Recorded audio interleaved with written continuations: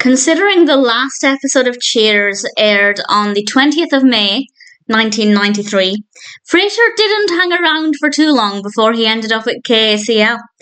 You Can Go Home Again is the 24th and final episode of the third season of Frasier. This is directed by David Lee, and as always, there will be spoilers from now as I talk about the episode and share some thoughts, and I'll go through things chronologically. And it starts off with Frasier and Roz exchanging gifts. Frasier gets Roz some earrings, she gives Frasier a cassette tape, and this is because it's the anniversary of Frasier's first broadcast at KACL, and that's what the cassette tape is. It has been 3 years since, and we find out the date in this episode, since the 21st of May, 1993, that first broadcast. And I don't think it's a coincidence. I'm pretty confident that when they wrote this and decided on the date of Frasier's first broadcast, they purposefully picked the date after the final Cheers episode aired. I could be wrong. It could be a tremendous coincidence, but I doubt it. And that made me very happy. And most of the episode is a flashback. Now, in general, I'm not the biggest fan of flashbacks in any TV show or film. I just don't tend to find them that interesting. There are, of course, exceptions, and this is one of them. But it is worth pointing out that throughout the whole thing, when I was watching Frasier in the flashbacks, and I'll talk more about those scenes in a moment, all I was thinking about was, last week you were in Cheers. So I'm watching it, viewing the flashbacks, not as a flashback of Frasier, but more of a very small flash forward of Cheers, if that makes sense. And obviously Frasier is the same character, but Frasier of Frasier is over time quite different to Frasier of Cheers. And for me, I was able to really enjoy this as just a brief extension of what happened immediately after the last episode of Cheers, for Frasier, of course, and I rather enjoyed that a lot. So that's just something I thought was worth mentioning, partly because if you're a Cheers fan, I'd love for you to have a similar experience, but also I am biased, and that's probably why I enjoyed this flashback more than I ordinarily would. We're still in the present day, though, and Frasier goes home. Daphne is on the phone to her mother. She calls Frasier to her mother a beast, and she whispers to Frasier that she's trying to get out of going home because she'd rather go vacationing somewhere nice and appealing. And I love the fact that Frasier played along with it. I thought that was very fun and kind of gave me the impression that this is not a first-time occurrence. And I thought it was very well done. And then Frasier, alone in the room, puts the cassette on. He leans back in a chair and Eddie jumps at his feet. And then we have the flashback. And he enters KACL and we find out that he'd just done some tests with the previous producer called Dave, and for some reason Dave decided to not continue with this particular project and Roz was assigned as producer instead. And Frasier's first words to Roz are, "Who the hell are you?"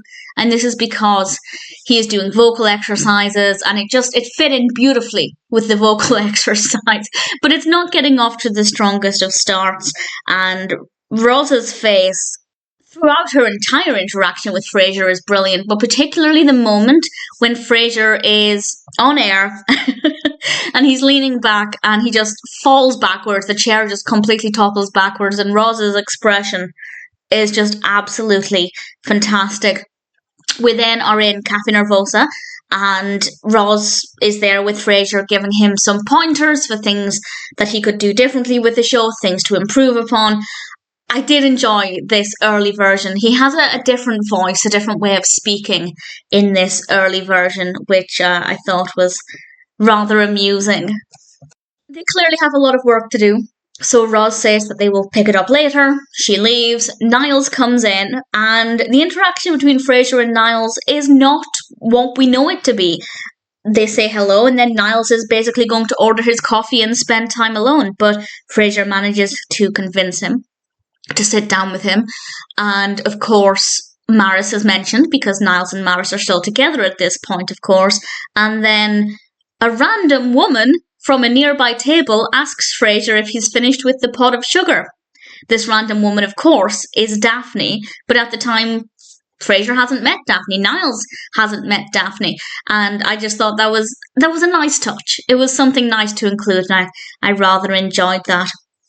What I will say is that my theory regarding the 20th of May, 21st of May, was kind of blown out of the water ever so slightly, because while talking to Niles reveals that Frasier's been in town a whole week, which means that he would have had to have arrived in Seattle a week before the 21st of May, but the last Cheers episode aired on the 20th of May. So I realised that there is a continuity issue there.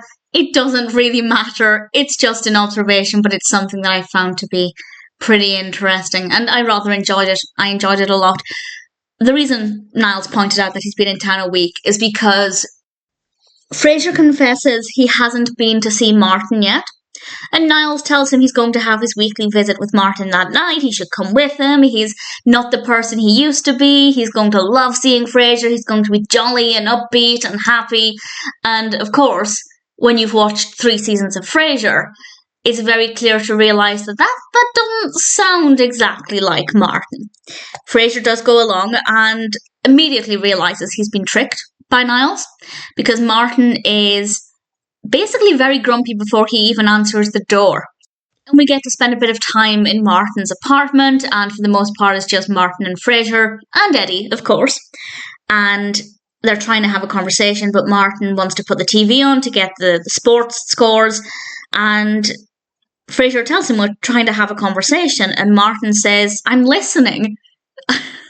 And that's how Frasier got his catchphrase, which I love. I thought that was beautiful. And things are kind of light until they're getting ready to go their separate ways initially, and Martin points out to Frasier that he's not been back in Seattle very much ever since his mother died, and now we kind of have an explanation that maybe it was quite painful for Frasier to come back, and it wasn't so much that he didn't want to, but that he maybe didn't feel ready to. And of course, getting the job at KCL was a push that he needed. And Martin also pointed out, quite rightly, that he hadn't exactly made the effort to go and see Frasier either, which is technically not true, because John Mahoney is actually in an episode of Cheers, not as Martin Crane, but he does appear in an episode. So John Mahoney made the effort to go to Cheers, but definitely, I won't say anything else about that. But if you haven't seen Cheers and you're a fan of Frasier, I thoroughly recommend it. I watched Frasier first, because I used to watch it in the morning on TV when I was getting ready for school, so I remembered bits of it. I decided to watch it, fell in love with it, and because I love Kirstie Alley, and then I developed a love of Frasier, I decided to go and watch Cheers, thinking there's no way this could be better than Frasier. But I prefer it.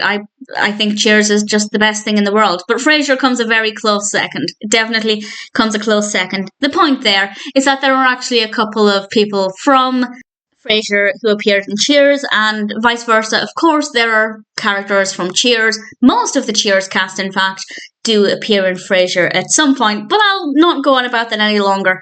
I do review Cheers separately, and if you ever want to discuss a Cheers episode or a Cheers character, please, please, please do. I would absolutely love it. Back to this episode, they do end up having quite a nice moment together in the end, and it's very sweet, and I rather enjoyed it. We then cut back to the present, and Martin and Niles come in, and they tell Frasier they're going to take him out to celebrate because it's the anniversary of his show, and Frasier realises that must mean Martin was listening in, which he was, and that's really lovely. It's also a stark contrast to the previous scene where there was a lot of tension between Martin and Frasier. It seemed like Martin wasn't really interested in anything Frasier was saying, and then we cut to the present day, and Martin was, I guess, secretly listening in to the radio show and really supporting him, even if he's not shouting it from the rooftops. That's not Martin's style. And I thought that was just so beautiful. And then it got a little bit emotional because he decides to give Daphne the extra week off so she can go on holiday somewhere warm and sunny or wherever she wants to go. And then she can also go home to Manchester and visit her family. And as Frasier explains, family is worth it, and it's definitely worth making the effort for. But as he pointed out, sometimes after doing that, you also need a vacation. And I thought it was very beautiful, and I rather enjoyed it. And as I said, I was watching a lot of this episode with Cheers on my mind. Granted, that's usually the case, but with these flashbacks, because they took place so immediately after Cheers, I was just thinking this is the Frasier of Cheers rather than the Frasier of Frasier, and it made me very happy. So that's definitely why I actually quite enjoyed the flashbacks here. Whereas, as I said, ordinarily, with some exceptions, not the biggest fan of flashbacks, but this one worked very well. You Can Go Home Again is a rather brilliant, very moving final episode of the third season of Frasier.